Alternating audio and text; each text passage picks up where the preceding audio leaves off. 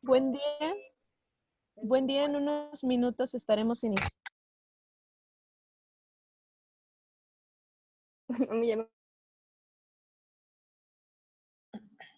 Hola, buen día.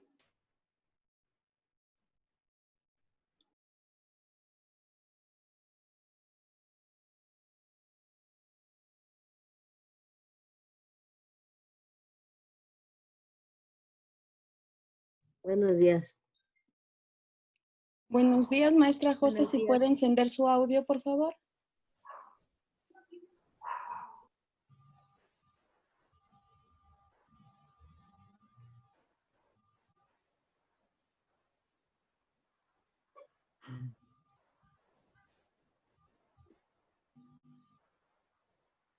Buen día. Buenos días Buenos a días. todos. Buenos días. Buenos días. En un minuto daremos inicio formalmente al taller. Les pido por favor a los participantes silencien su micrófono para tener una mejor dinámica. Gracias.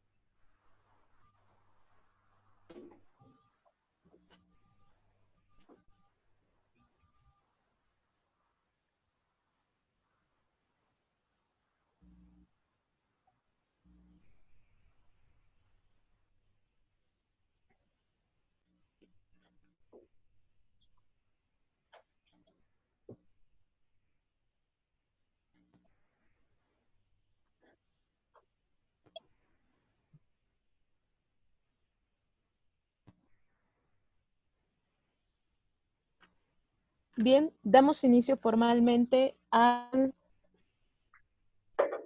taller en vivo, cómo enseñar la historia con el uso de fuentes primarias. Para eso le brindamos la palabra al director de la Escuela Normal de Chalco, el maestro Vicente Gutiérrez Tavira.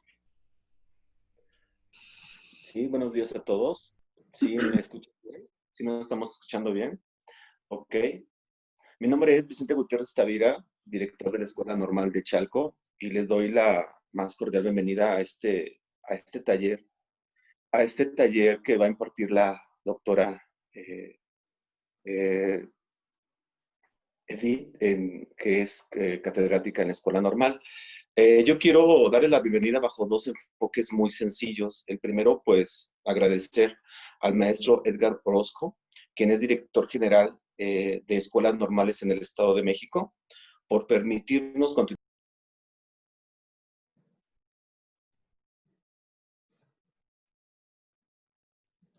Maestro, no se escucha. Maestro Vicente, ¿se apagó su audio?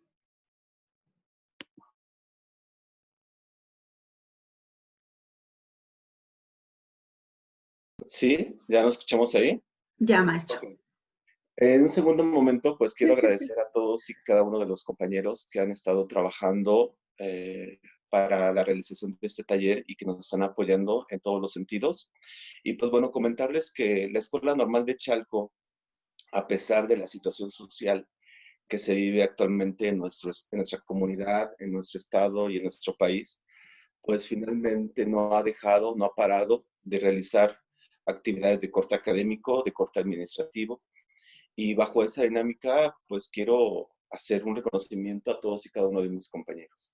Es importante que las instituciones de nivel superior se sigan consolidando como lo que son escuelas que ayuden y que aporten para el progreso de este país, sobre todo en la formación de docentes. Entonces, creo que desde este punto de vista, mis maestros están realizando un trabajo al interior de la escuela normal importante. Les agradezco el hecho de que se hayan interesado en este taller y creo que todo lo que tenga que ver con actualización docente nos debe de llenar y nos debe de transformar. Deseo en verdad que al término del taller, al término de todo este camino que tengan que estar con la doctora, podamos convertirnos no solamente en mejores docentes, sino también en mejores seres humanos. Entonces, pues les agradezco que hayan ingresado a este taller y pues claro que la Escuela Normal de Chalco va a seguir fomentando este tipo de actividades y no paramos y continuamos realizándolo. Finalmente, quiero mencionarles que también esta actividad está relacionada con el aniversario del normalismo en el Estado de México. Somos 36 normales al interior y cada una de ellas realizó durante un día en el mes de mayo una actividad. Nosotros nos tocó el 30 de mayo y por eso el día de hoy estamos realizando esta actividad. Sin embargo, a pesar de todo, de toda la contingencia que vivimos, pues bueno, la vamos a realizar de la mejor manera y de una manera profesional. Entonces, pues les agradezco y les cedo el uso de la palabra a la maestra Josefina, quien va a estar atenta a todas las cuestiones y sobre todo como mediadora de lo que va a ser el curso taller de la doctora Edith. Muchísimas gracias. A usted, maestro, gracias. Gracias. Pues nuevamente bienvenidos al presente taller en vivo, cómo enseñar la historia con el uso de fuentes primarias, que será impartido por la doctora Edith Castañeda Mendoza, que a continuación realizaré una breve descripción de su semblanza curricular. La doctora es licenciada en Pedagogía por la UPN, Unidad Ajusco, maestra en Desarrollo y Planeación de la Educación por la UAM Xochimilco, becaria CONACYT, doctora en Humanidades UAM, becaria CONACYT. Cuenta con una trayectoria profesional de 11 años de experiencia en la docencia de educación primaria y superior pública y privada. 5 años como profesora de tiempo completo en titular B, tiempo completo en la UPN Ajusco, como parte del cuerpo académico Historia de la Educación y Educación Histórica, integrado, entre otros colegas, por los investigadores Belinda Arteaga Castillo y Siddhartha Camargo Arteaga. Sus líneas de investigación son Historia de la Educación de la Mujer y Educación Histórica. Actualmente es académica en la Escuela Normal de Chalco, Estado de México, desarrollando funciones sustantivas de docencia, difusión, gestión, asesoría e investigación. Sus más recientes publicaciones son en España, Argentina, Colombia y México. Como parte de su desarrollo profesional y participación en redes académicas nacionales e internacionales, hoy es miembro del Sistema Nacional de Investigadores, del Instituto Ibérico e Iberoamericano de Historia y Memoria de la Educación, en convenio con el Centro Internacional de Cultura Escolar España. También es miembro de la Sociedad de Historiadores de Ciencia y Humanidades y 3 redes de investigación de investigadores normalistas, como lo son la Red de Especialistas en Docencia, Difusión e Investigación en la Enseñanza de la Historia, Red de Especialistas en Docencia, Gestión e Investigación Educativa y la Comunidad Normalista para la Educación Histórica. La doctora fue asistente a 24 congresos.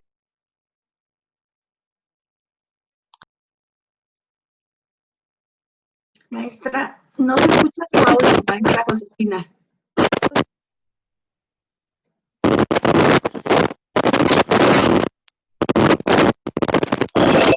Todavía no. Les pedimos, por favor, que todos apaguen sus audios para escuchar a la maestra. Gracias. Quien está en Galaxy A30, por favor, ¿podría silenciar su audio? Gracias. Bien, repito, como parte del desarrollo profesional y participación de la doctora, es miembro del Sistema Nacional de Investigadores, el Instituto Ibérico e Iberoamericano de la Historia y Memoria de la Educación, en convenio con el Centro Internacional de la Cultura Escolar España, Sociedad de Historiadores de Ciencias y Humanidades y 3 redes de investigación de investigadores normalistas. Red de Especialistas en Docencia, Difusión e Investigación en Enseñanza de la Historia, Red de Especialistas en Docencia, Gestión e Investigación Educativa, Comunidad Normalista para la Educación Histórica. Ha sido asistente a 24 congresos, coloquios y simposios. Desde 2009 al 2019 ha impartido 22 conferencias desde 2014 al 2020. Cuenta con 9 publicaciones nacionales, 5 publicaciones internacionales. Y su más actual publicación en enero 2020 fue el libro Educación a Debates, siglo XIX, siglo XX, con un capítulo llamado Educación Normal y Técnica de la Niña Indígena, 1889-1910, publicado por la Universidad de Santiago de Cali, Colombia. Le damos una cordial bienvenida a la doctora Edith Castañeda. La dinámica del taller consistirá en 5 sesiones. La primera de ellas corresponde a este día con una exposición de 40 minutos sobre por qué enseñar historia, el balance historiográfico de la enseñanza de la historia, el uso de fuentes primarias, la educación histórica en contextos extraáulicos y el empleo de las fuentes en las secuencias didácticas bajo el modelo de educación histórica. Asimismo, se realizarán 3 cortes de preguntas y respuestas, para lo cual les pido a los asistentes que escriban sus dudas o comentarios en el chat de la sesión para su futura lectura. Sin más preámbulo, le cedo la palabra a la doctora Edith Castañeda Mendoza. Hola, ¿qué tal? Muy buenos días. Me voy a permitir compartir la pantalla para que tengamos inicio a nuestro taller el día de hoy.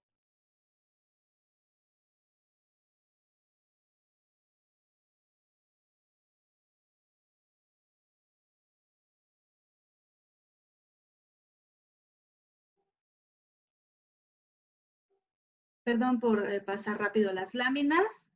Bueno, pues muy buenos días a todos y a todas las presentes a esta actividad programada por la Escuela Normal de Chalco en el marco de la celebración de nada más nada menos del 138 aniversario del normalismo mexiquense, convocado por la Dirección General de Educación Normal. El día de hoy presentamos para todos ustedes este taller en vivo, en línea, llamado ¿Cómo enseñar historia con uso de fuentes primarias en el Plan 2018 de la Escuela Normal?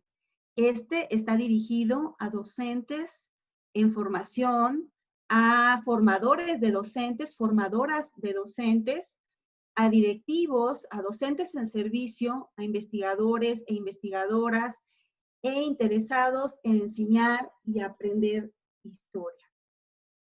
La maestra fue tan amable de compartir con ustedes mi semblanza curricular y a mí me gusta mucho comenzar diciendo quiénes somos porque eso tiene que ver con lo que queremos alcanzar el día de hoy, que es generar en ustedes, generar un ambiente de reflexión en torno a nuestra conciencia y pensamiento histórico.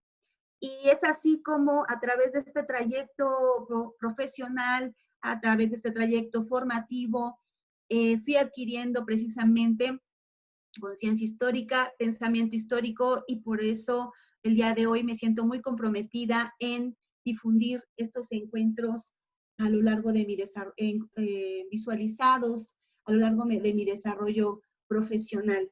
Estoy muy orgullosa de pertenecer a redes académicas de enseñanza de la historia en las escuelas normales del Estado de México, de otros estados nacionales, y que están interesados por conocer, por debatir desde hace varias décadas, al menos 2 con mucha fuerza, en torno a la enseñanza de la historia, la educación histórica, el desarrollo del pensamiento y la conciencia histórica en las aulas de diferentes partes del mundo, pero sobre todo de México.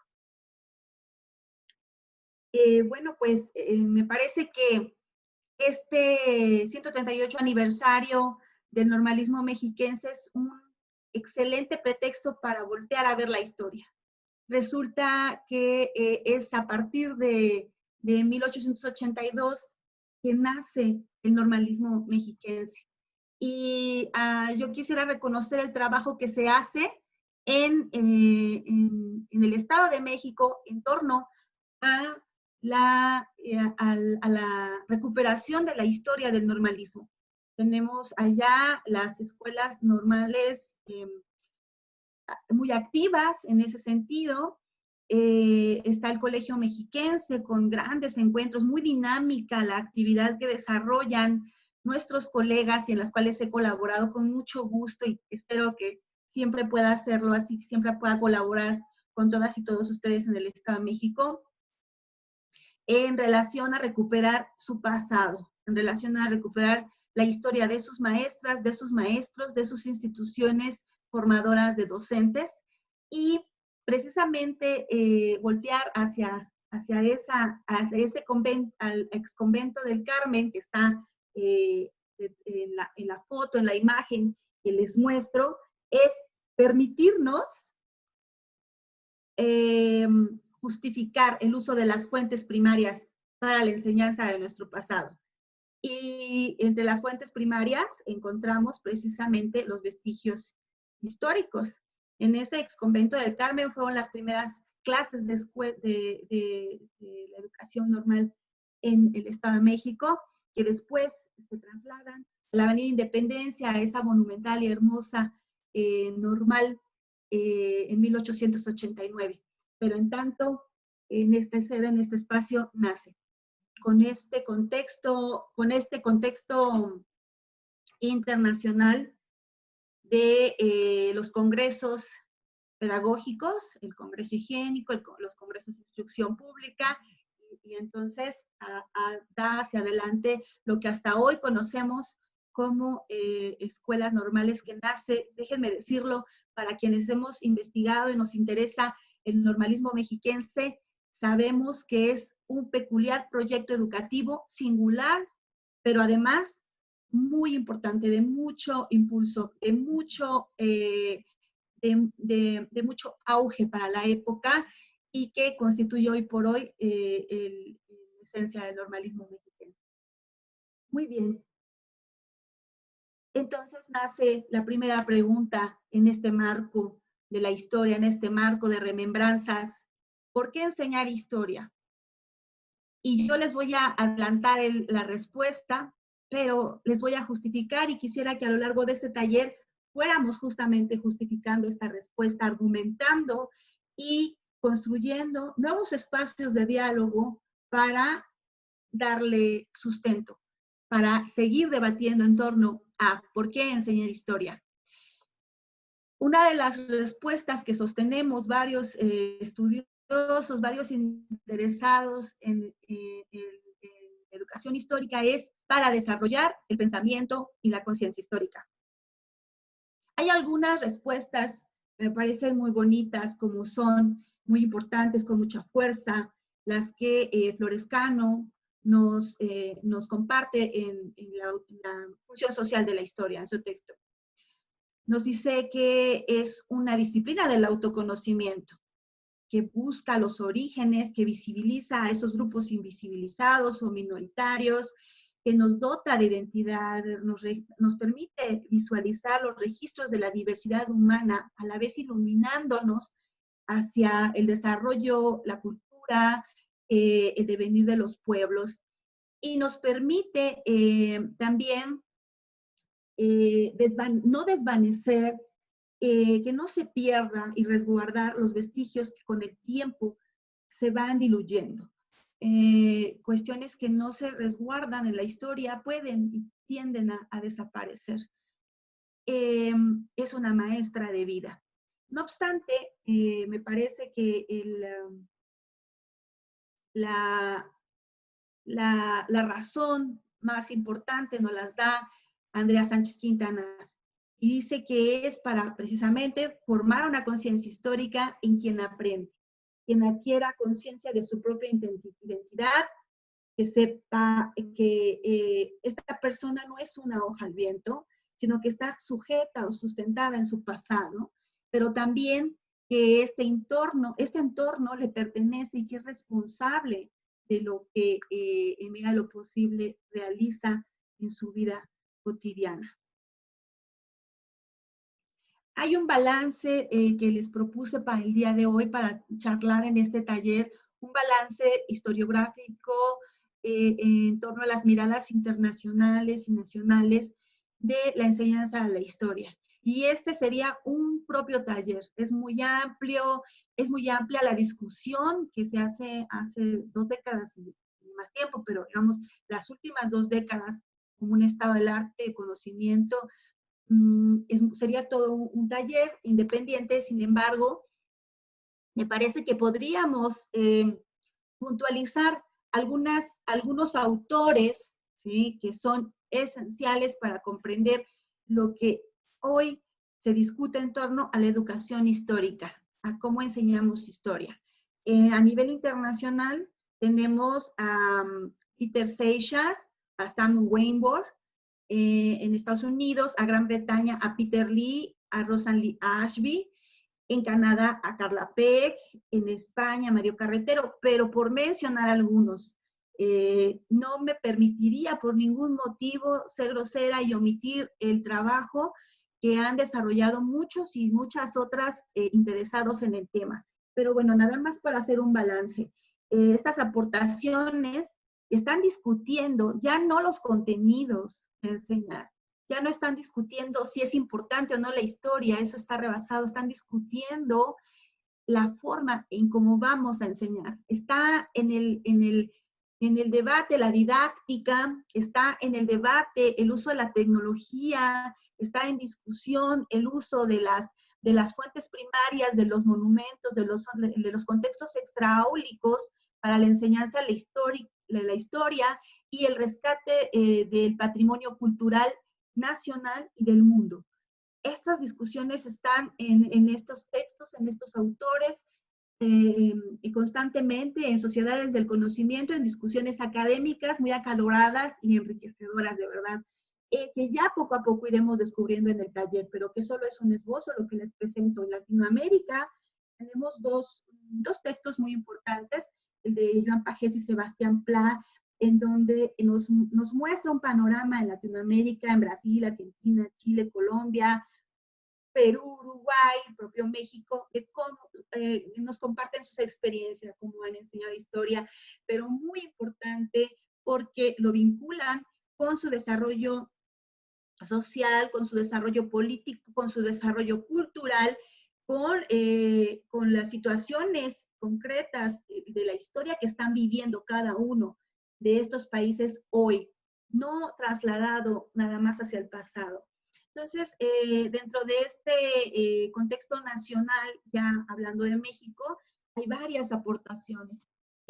Una de ellas es la profesora Frida Díaz Barriga, nuestros queridos colegas y promotores de la educación histórica en nuestro país con mucho auge desde hace ya varios años, 2 décadas al menos, la doctora Belinda Arteaga Castillo y el profesor Siddhartha Camargo Arteaga, y con sus redes de investigación, la doctora Luz Helena Galván, La Farga, en paz descanse, nuestra querida y adorada doctora Luz Helena, que tanto vamos a extrañar, pero que tantos documentos, tanta información nos ha dejado para acercarnos a la historia y a la educación histórica en nuestro país.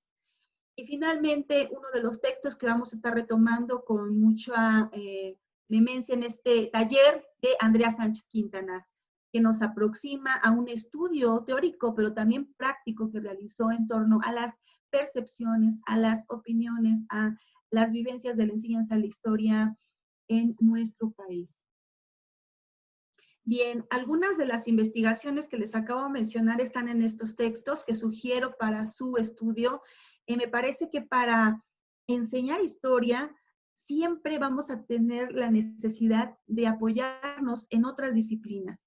Vamos a tener la necesidad de voltear a la propia historia como disciplina, a enfocarnos a la didáctica, a la pedagogía, acercarnos a un sinfín de disciplinas que nos puedan ayudar a entender el pasado, la sociología, la antropología, etc.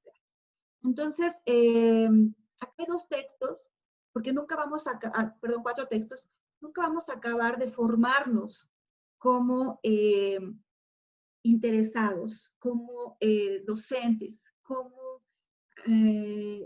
acabar de disfrutar y de colaborar en este debate en torno a enseñar historia. Entonces, aquí les comparto algunos documentos que bien podrían abrir espacios de discusión y brechas de entendimiento.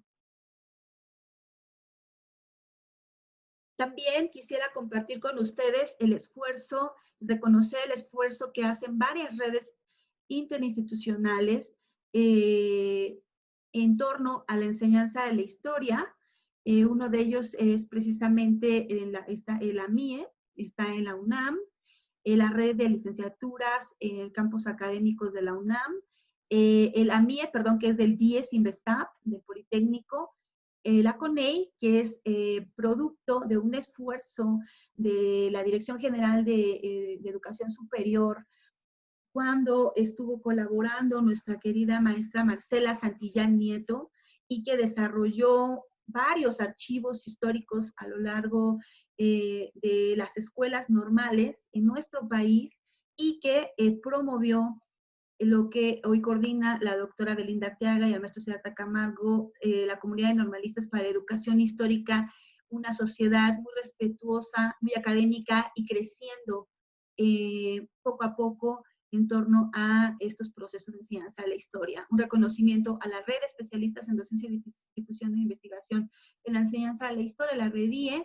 también, que hacen mucho por colaborar en estas discusiones a nivel nacional y a nivel internacional. Si queremos consultar, si queremos seguir enriqueciéndonos en este ramo, aquí les comparto otras redes que bien nos pueden servir, nos pueden abonar y que seguramente los van a recibir con mucho gusto, académica y profesionalmente.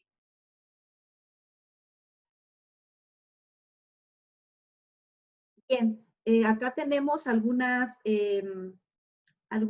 instrucciones que nos compartió Paulina Latapí en alguna de las conferencias impartidas en alguna ocasión en estas redes que les acabo de mencionar en torno a quienes estamos trabajando en esta dinámica, y me parece que nos falta sumar esfuerzos, y es una invitación, colegas, compañeras y compañeros, pero también es un reconocimiento y una propuesta para que ustedes se acerquen a esas sociedades del conocimiento a seguir indagando.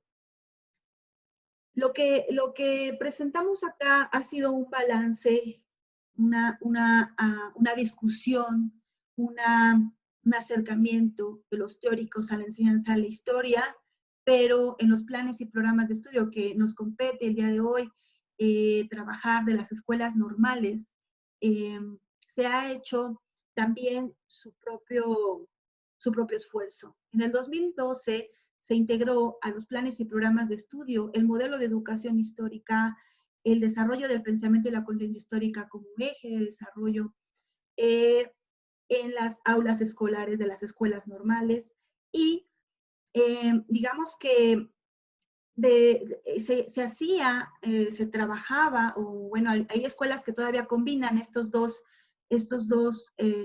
planes, el 2012 y el 2018, y en el 2012 se trabaja una breve panorámica sobre la historiografía contemporánea, pasando desde el positivismo, el historicismo, el marxismo, a la escuela de análisis, a la historia social, a la historia cultural, a la historia de los de abajo, que permite esa visibilidad filosófica, esa apertura, esa discusión historiográfica en torno a la relevancia de la historia y las miradas de acercarse a la misma.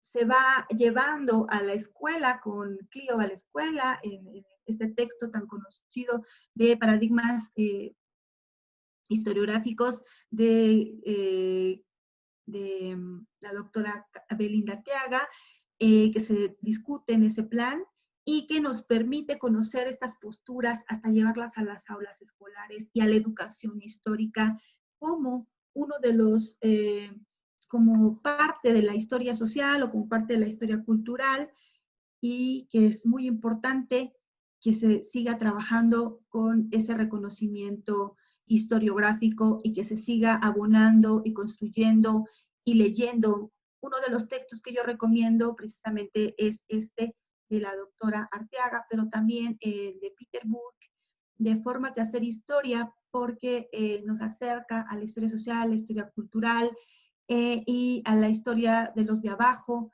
a la historia de las mujeres, y aparecen ahí autores muy importantes como Joan Scott, ella que tanto nos ha aportado para conocer la historia, el pasado de las mujeres, y que es importante rescatar y comprender desde las aulas escolares y para hacer historia en general. Otro elemento teórico muy importante, un eje de este plan, es el desarrollo del pensamiento y la conciencia histórica. el uso de conceptos ordenadores de primer y segundo orden y el uso de diversidad de fuentes, tanto primarias como secundarias, para estudiar, investigar, construir argumentos del pasado, no como, digamos, abonando a no construir una educación memorística tradicionalista, sino analítica reflexiva, de su que vincule el pasado con el presente y con el futuro. Pensar históricamente y tomar conciencia histórica es tomar posición en torno a esos saberes que ya interioricé, a esos conocimientos que estoy descubriendo y tomar una postura social, una postura personal, una postura política, ideológica, cultural.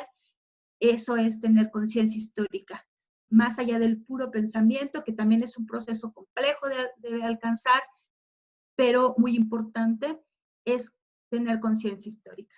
Y bueno, dentro de su malla curricular, brevemente, no voy a detener mucho en esto, está el curso de Historia de la Educación, Educación Histórica en el aula y Educación Histórica en diversos contextos.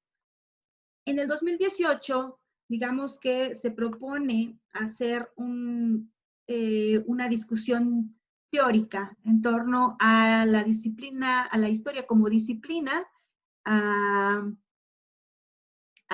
aprendizaje de innovador en torno a la historia.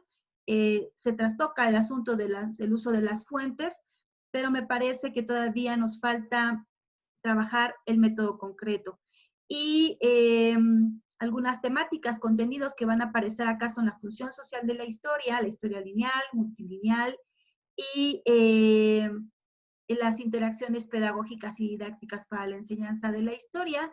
Algo que me parece muy importante que venga en los planes y programas de estudios, para lo cual creo que este taller les va a ayudar mucho, es trabajar la perspectiva de género, porque el uso de fuentes primarias nos permitirá acercarnos más a esa mirada que está invisibilizada o poco visibilizada en los libros de texto, en la historia oficial, y que a lo mejor, si ustedes están de acuerdo, sería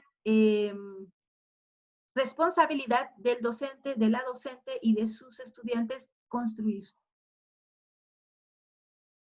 Vamos a hacer un pequeño paréntesis que les habíamos comentado al inicio para hacer retroalimentación. Para ello, les voy a pedir que sean tan amables de anotar en una hoja de su cuaderno, de su libreta, de su PC, donde quieran hacer estas anotaciones y contestar, por favor.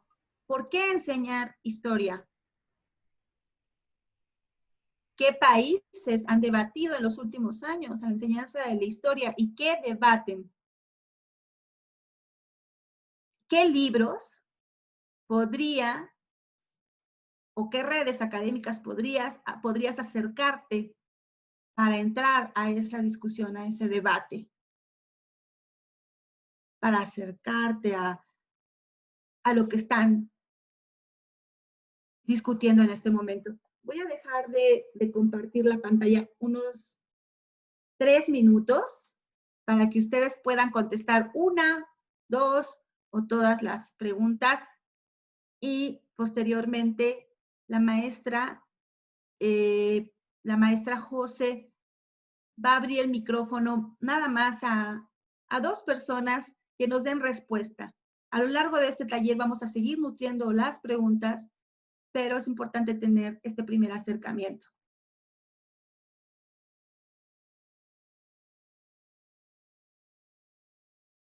Las voy a volver a poner, disculpen, creo que no va a ser tiempo suficiente para que las respondan. Les pido una disculpa. Por favor.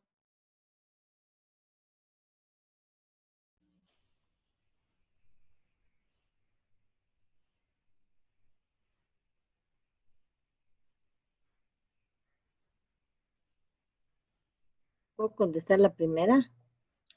Por supuesto. Claro que sí. Gracias. Bien. Yo creo que ¿por qué enseñar historia?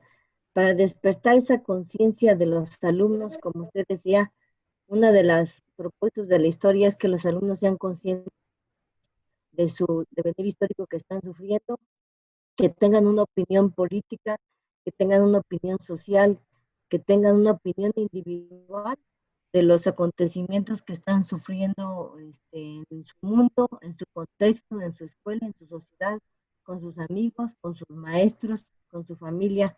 Entonces, ¿por qué enseñar historia? Para despertar esa conciencia individual que necesitamos todos los mexicanos. Muchas gracias, María. Qué amable con su respuesta. Les pedimos que para poder participar levanten la mano para poder activar su micrófono. Muchas gracias.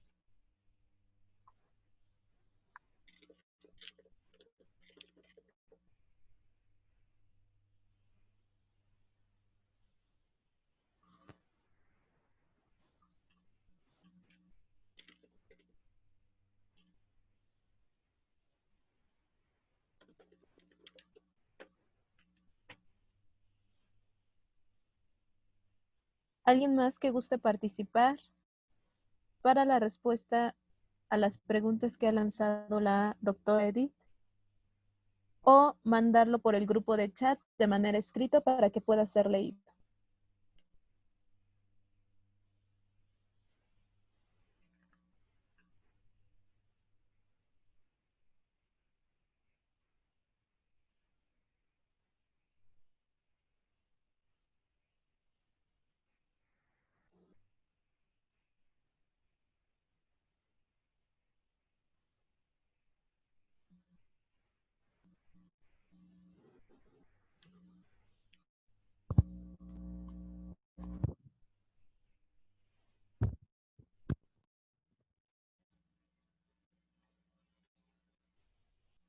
Bien, nos menciona Adri que es importante la historia para comprender el presente y tomar conciencia de lo que se debe mejorar hoy.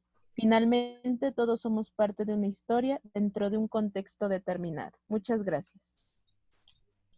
Berenice Benítez nos dice, países que han discutido sobre la enseñanza de la historia son Estados Unidos, Gran Bretaña, Canadá, en Latinoamérica, México.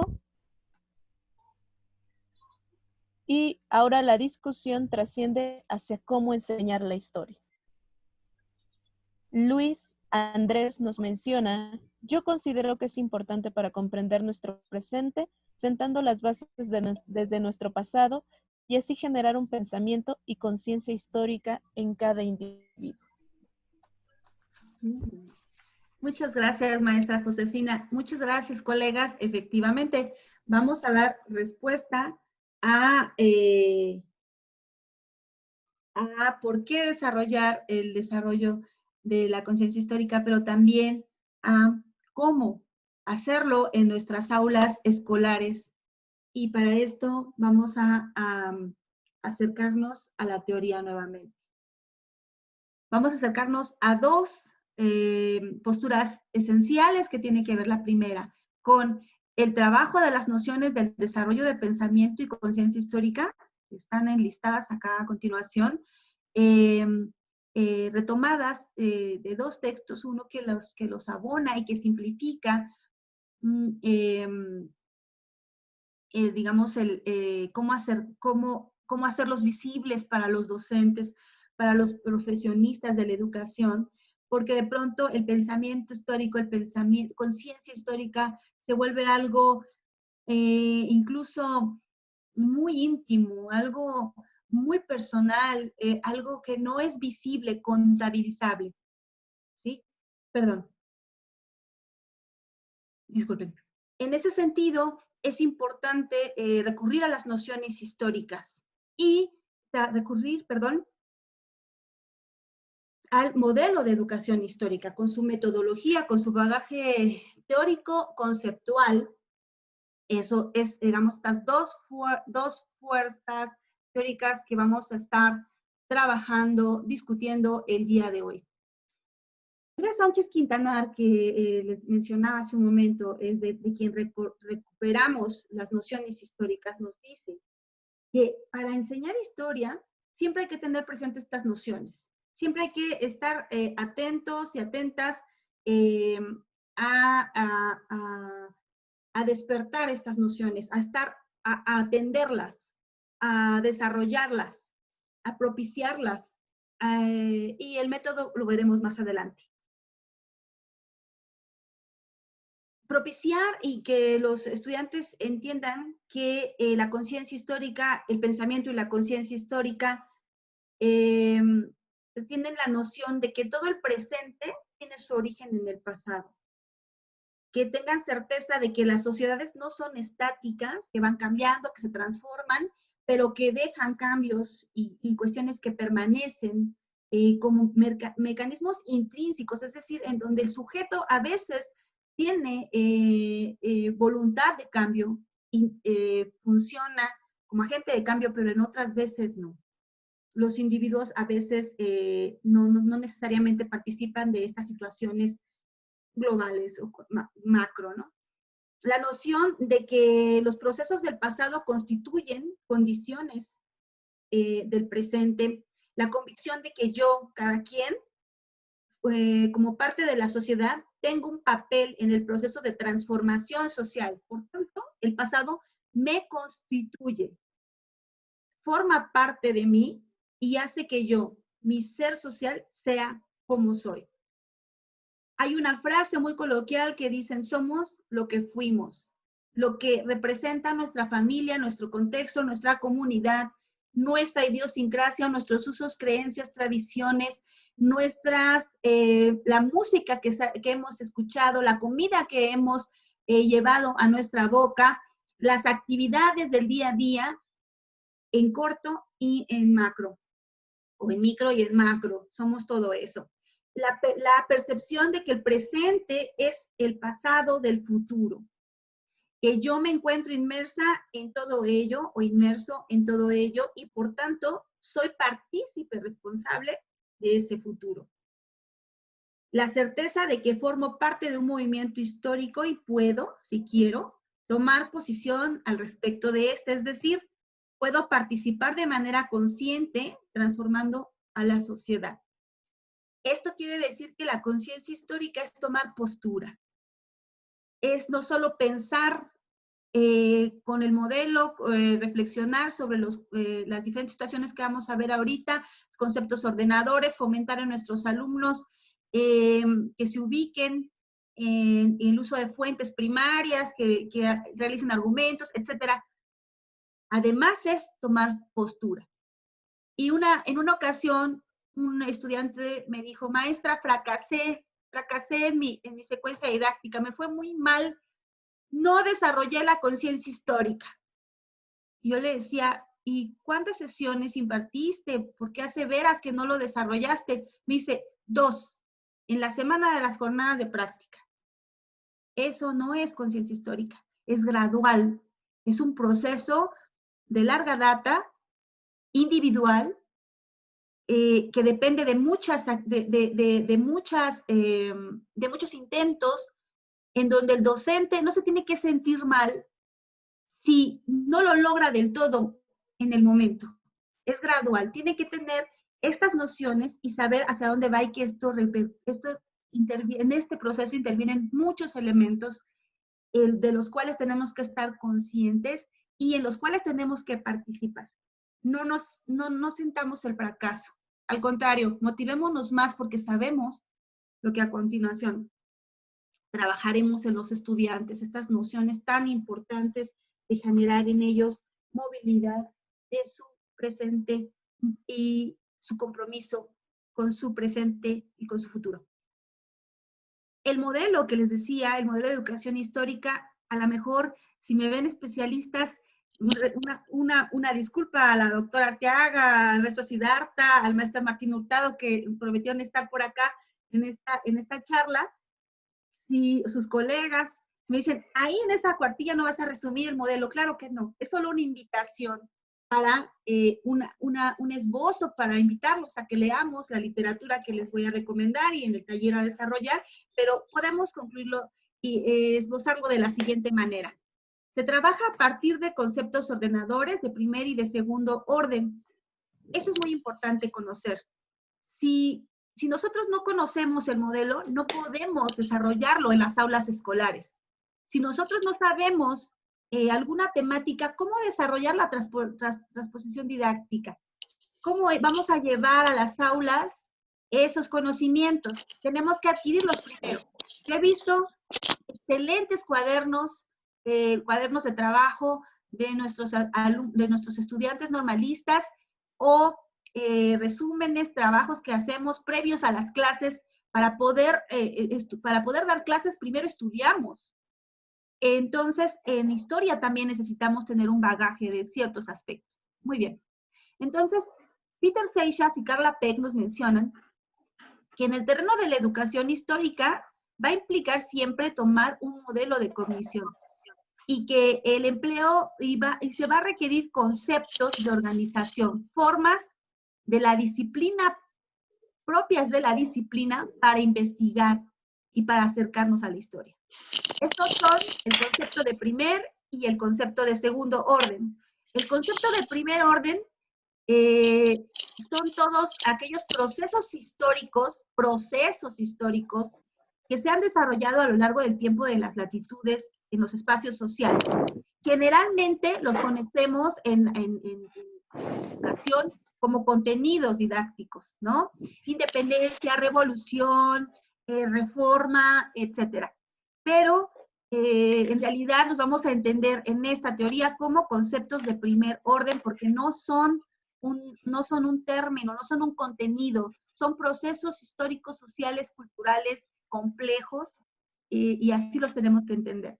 Luego, el concepto de segundo orden. Estos conceptos proveen de herramientas de comprensión de la historia de una forma específica.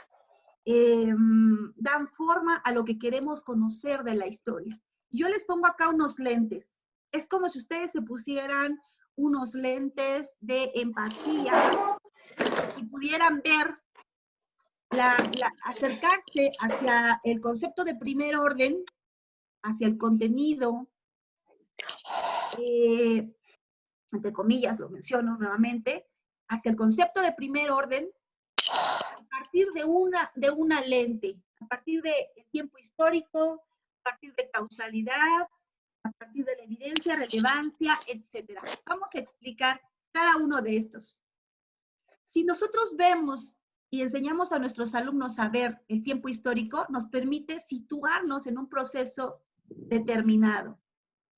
Y nos implica también ir señalando a los actores de las dimensiones sociales, culturales que en el momento se desarrollaron en esa época, en ese contexto. El cambio y continuidad necesita que los lentes que traigan puestos los estudiantes y nosotros nos permita, digamos, identificar qué ha prevalecido en el tiempo y qué se ha modificado de ese concepto de primer orden que estamos estudiando. No vamos, los conceptos ordenadores nos permiten ubicarnos concretamente como una herramienta de delimitación, porque de pronto los procesos históricos son tan amplios, tan complejos, tan hermosos de descubrir, que nos perdemos, pero si nos situamos en analizar tiempo histórico, en analizar sus cambios y continuidades, qué prevalece y qué ha cambiado, cómo, quiénes fueron, cuáles fueron esos cambios profundos, etcétera, o verlo desde manera empática, delimitado, tiene que ver con que la gente que vivió en el pasado, hagamos entender a nuestros estudiantes que la gente que vivió en el pasado no piensa, ni actuaba, ni vivía como hoy, ¿no? Por esta razón, digamos, hay que pensar en una mirada social, política, cultural de la época. En ese marco, situar a nuestros estudiantes de manera empática, porque a veces somos muy hay anacronismos, ¿no? Y siempre estamos diciendo, pero es que qué barbaridad en ese tiempo, pero es que qué mal o qué bien, juzgamos sin empatía. La causalidad tiene que ver con identificar esos procesos que rompen el continuum de la vida cotidiana, que transgreden y deshacen o irrumpen el eslabón de esa cadena de eventos lineales que se venían desarrollando y que permiten o que causan alguna situación social, alguna situación, algún contenido, perdón, o por el cual se desencadenó este concepto de primer orden. La relevancia histórica tiene que ver con situarnos en qué proceso, qué persona, qué gobierno, qué tiempo fue importante o relevante para la memoria colectiva, para la memoria de los grupos, para la memoria de una comunidad, y de esa manera podamos acercarnos a si es relevante o tiene relevancia histórica. Una vez que tenemos, digamos, estas nociones de Andrea Sánchez Quintana, siempre tenemos que estar pensando en que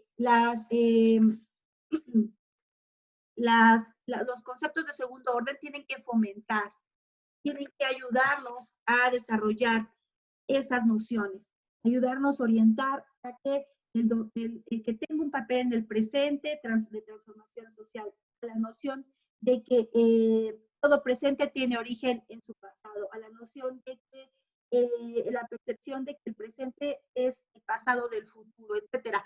Eso siempre tenemos que, no tenemos que perderlo de vista. Tenemos que interactuar entre las nociones, conceptos de primero y de segundo orden. Básicamente con esta estructura, pero puede ser discutida, debatida, enriquecida, lo que ustedes gusten. Yo lo simplifiqué así. Primero, bueno, tenemos que tener conocimientos base. Más adelante veremos, Lee Schulman nos menciona y otro autor, Martín Hurtado, también nos aproxima a conocimientos de la historia, etcétera. Pero tenemos que tener estos conocimientos base. Tenemos que saber hacer transposiciones didácticas, pero primero haberlas entendido nosotros. Eso nos llevará a guiar a los estudiantes a identificar los conceptos de primer orden y a identificar los conceptos de segundo orden. También nos llevarán a que ellos realicen investigaciones. No se trata de copiar y pegar de la monografía, hacer resúmenes, sino de copiar la opinión del otro en torno a la historia, sino de construir argumentos y construir la propia historia. Ese es un elemento muy importante del modelo de educación histórica, que sitúa al estudiante como investigador. Ya no es un receptor de la historia oficial, de la historia tradicional, de la historia de los vencedores, se vuelve un investigador. Y en ese momento el docente, o la docente, se vuelve una guía, un acompañante para ese proceso de investigación.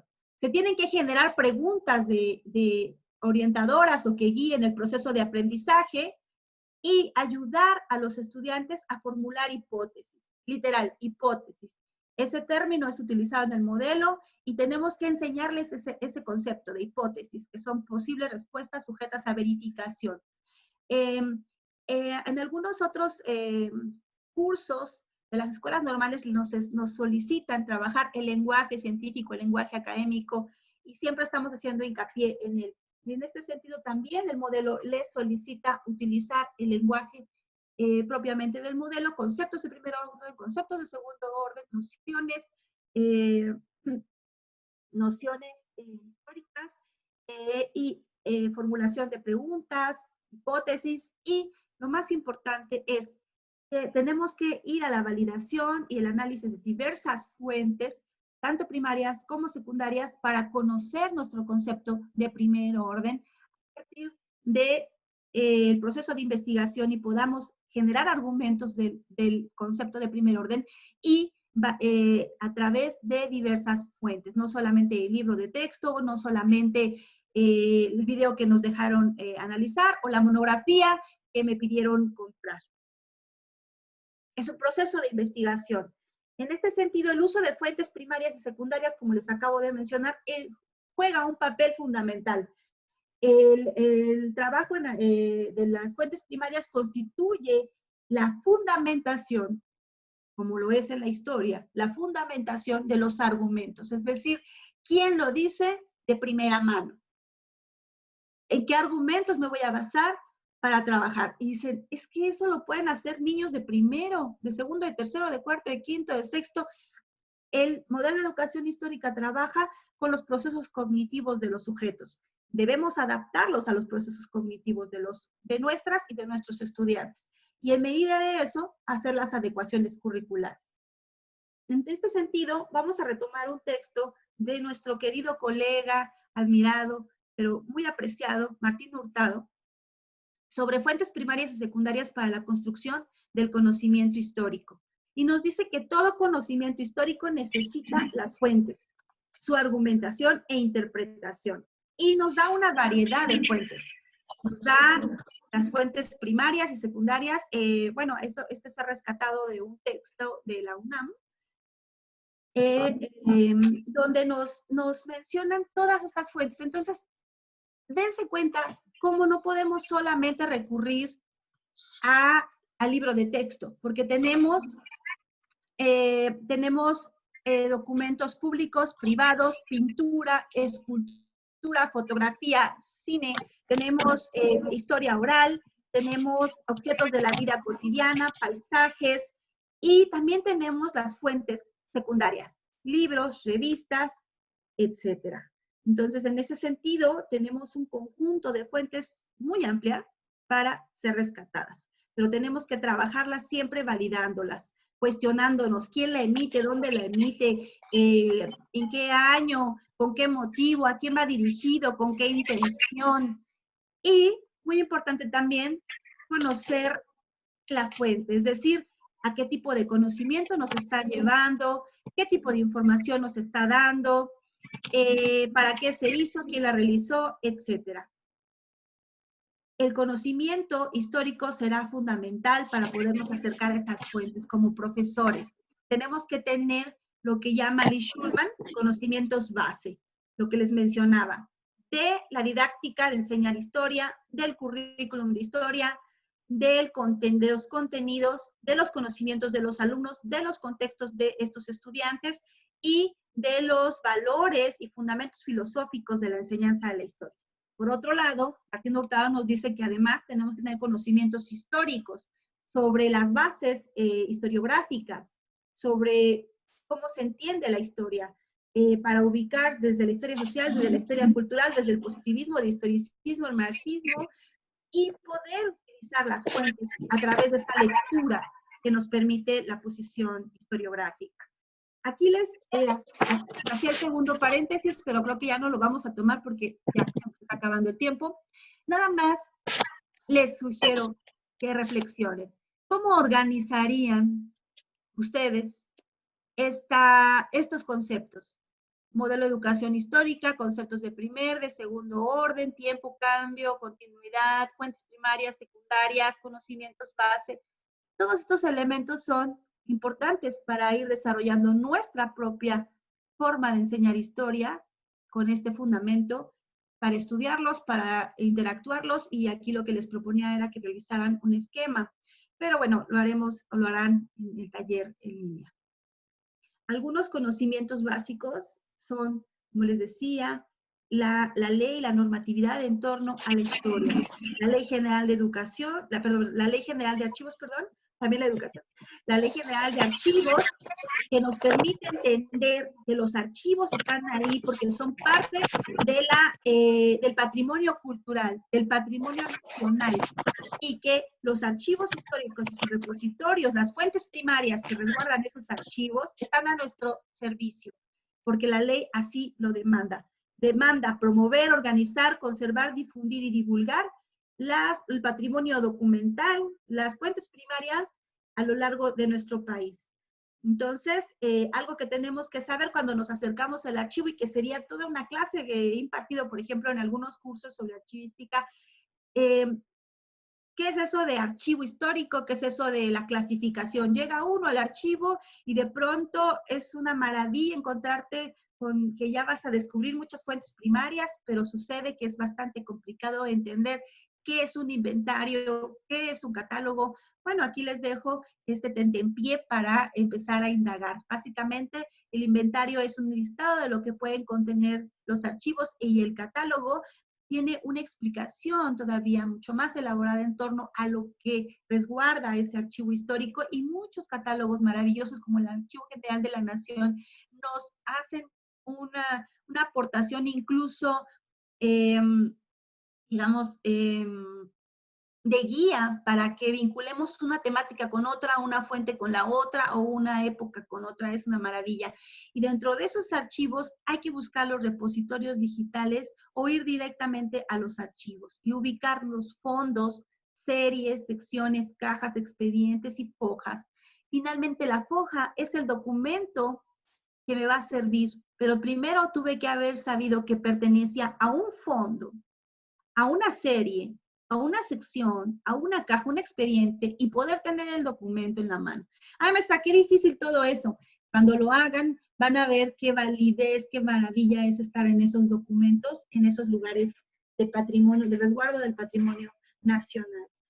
Bien, algunos de los archivos históricos que les voy a dejar para compartir y que no acabamos de conocerlos, son el Archivo General de la Nación, la Biblioteca Nacional Digital de México, el Archivo Casasola, el Archivo de la Palabra. Y yo les dejo acá los enlaces para que ustedes los puedan abrir y puedan ir descubriendo cómo ahí albergan fuentes primarias para la enseñanza de diferentes conceptos de primer orden, contenidos de nuestros planes y programas de estudio, de voces de la historia, de voces de esos sujetos que la hicieron. Podemos encontrar ahí un sinfín de documentación. Aquí les traigo algún ejemplo de las secuencias didácticas y le doy crédito a el esbozo que retomo de la maestra Marlene Escamilla de nuestra escuela normal. Ella con sus alumnos han desarrollado estas secuencias y yo ayudé a adaptar, ¿sí? Adaptar el modelo de educación histórica a estas secuencias.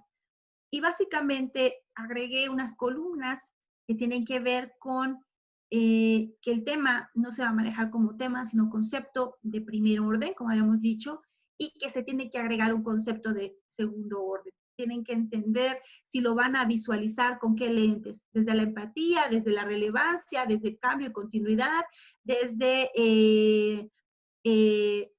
desde tiempo histórico, etcétera.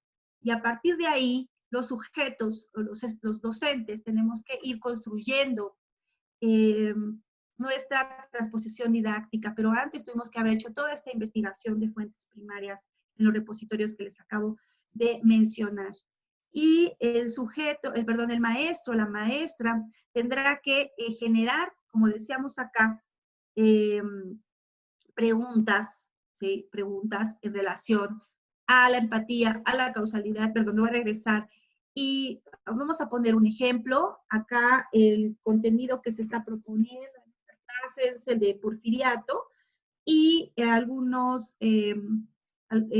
conceptos de primer orden es, perdón, el Porfiriato y algunos conceptos de segundo orden que propongo están adelante. Dentro de los aspectos que se tienen que ver en este concepto de primer orden está la estabilidad, desarrollo, ciencia, tecnología, los movimientos de protesta, etc. Se proponen algunas preguntas generadoras, como podrían ser, si trabajamos desde la empatía, ¿sabes quién fue Porfirio Díaz? ¿Por qué duró más de 30 años como presidente de México? Si fuera cambio y causalidad, por ejemplo, ¿qué movimientos o cambios sociales se vivieron en esta etapa y qué aspectos prevalecen hasta nuestros días? Se trabajara con relevancia histórica, ¿por qué es importante recuperar la historia, el pasado durante el Porfiriato y demás? Así podríamos pasar a las secuencias, y ya es el trabajo con las fuentes primarias y el trabajo con las rúbricas de educación histórica que tienen que ver con los conceptos de el manejo de los conceptos de primer, de segundo orden, la elaboración de hipótesis, voy a avanzar, la interpretación de fuentes y la validación o la escritura de sus argumentos. Estas rúbricas nos permitirán evidenciar cualitativa y cuantitativamente las nociones de educación histórica y también el desarrollo del pensamiento y conciencia histórica. Me voy a adelantar Aquí les tenía un ejemplo de otra secuencia que no trabaja fuentes primarias y utiliza monografías, la recuperé de internet para ejemplificar. Pero es muy importante que nosotros recuperemos la diversidad de fuentes que tenemos al alcance, la correspondencia, las obras literarias de la época, pintura, escultura, arquitectura, fotografía, cine, la memoria oral, por ejemplo, el archivo de la palabra, etc. Y aquí les tengo algún ejemplo recuperado de la Hemeroteca Nacional Digital de México. Están los enlaces que les compartí hace un momento y van a tener ustedes en su taller.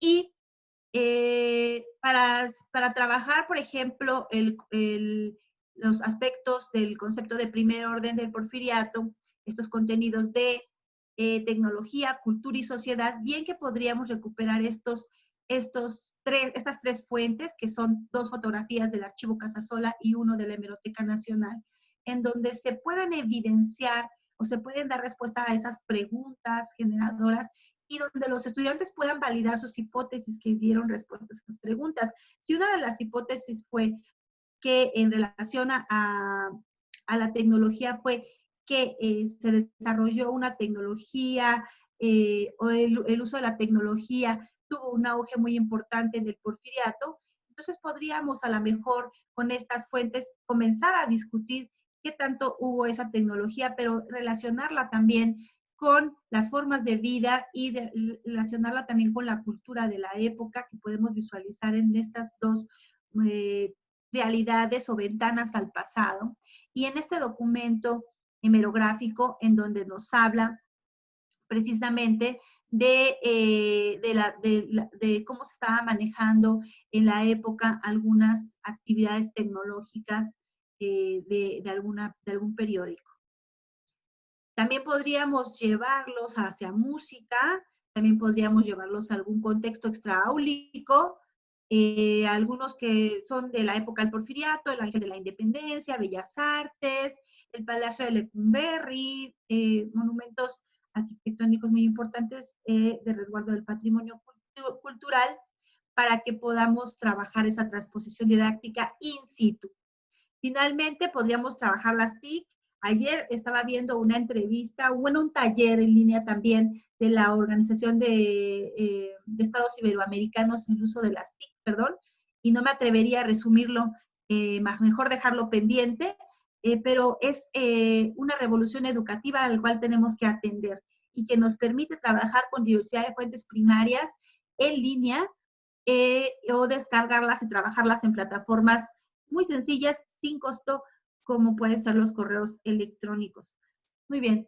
Eso aunado, las fuentes primarias aunados de las fuentes secundarias, como podrían ser algunos libros, libros de texto, de la Secretaría de Educación Pública, pero no solo esos. Y aquí les puse algún ejemplo que quería que viéramos un fragmento, pero ya no nos dio tiempo. Hablé mucho de una película de Porfirio Díaz. Finalmente, el último paréntesis está vinculado a que ustedes mismos autorreflexionen como un diagnóstico, no después del taller, sino en general, sobre sus conocimientos en torno a los conceptos de primer y segundo orden, a la elaboración de hipótesis, qué tanto sabemos hacerlas y promoverlos, qué calificación como alumna, alumno, formadora de docentes, estudiante, como ciudadano interesado en el pasado, te pondrías en relación, por ejemplo, a la interpretación de las fuentes, en relación a la validación de las fuentes y a la construcción de argumentos propios del pasado, no dados, otorgados por fuentes secundarias, sino construidos a partir de tu investigación. En ese sentido, me gustaría que hiciéramos esa autorreflexión e invitarlos a continuar con este taller que todavía no termina, que apenas inicia y continuará desarrollándose a lo largo de la siguiente semana, el día lunes, martes, miércoles y jueves. Nuevamente, les recuerdo que estaremos trabajando los mismos contenidos, pero a profundidad que el día de hoy pudimos esbozar. tenemos mucho que aprender, mucho que ambos, aquí para allá, de acá para allá, de aquí para allá, de allá para acá, y de toda la comunidad normalista y de estudiantes interesados en la educación histórica, para seguir abonando al crecimiento de la conciencia y el pensamiento histórico en nuestros y en nuestras estudiantes. Así que seguiremos construyendo esta discusión, este debate con algunas actividades didácticas, con investigación y con algunas situaciones que se plantearán en el Classroom, que a ustedes ya les llegó un correo electrónico de aceptación al taller y en donde se especifica la, permítame, voy a regresar, se llama código de clase de Classroom para que puedan ingresar y subir sus evidencias. Es muy importante que las terminen en tiempo y forma para que se puedan emitir sus constancias de este taller y podamos seguir construyendo sobre todo nuevas oportunidades. Acá comparto alguna bibliografía empleada el día de hoy, perdón que sea tan breve, pero ya me pasé por unos minutos. Esto va a estar en su plataforma Classroom. Y consideraciones finales. Maestros, maestras, colegas, estudiantes, todos los interesados a este curso, quisiera cerrar mencionando que podemos disfrutar incluso de conocer, incluso de hacer historia a través de esta diversidad del conocimiento, de esta diversidad de fuentes primarias. Atrevámonos a acercarnos a los repositorios digitales, a los archivos históricos, a los lugares que resguardan nuestros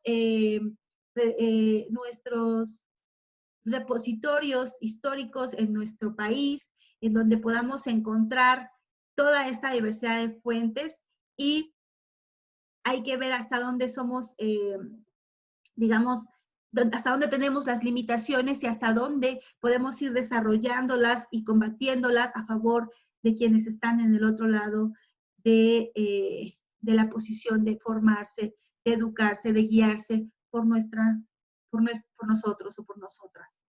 Quiero agradecer su atención, sigamos construyendo, quédense en casa. Gracias, maestra. Gracias a todos. Bien, antes de finalizar, doctora, me gustaría que respondiera alguna de las dudas que están en el chat. Algunos mencionan que no les ha llegado el correo, que cómo podrían ingresar a la clase de Classroom.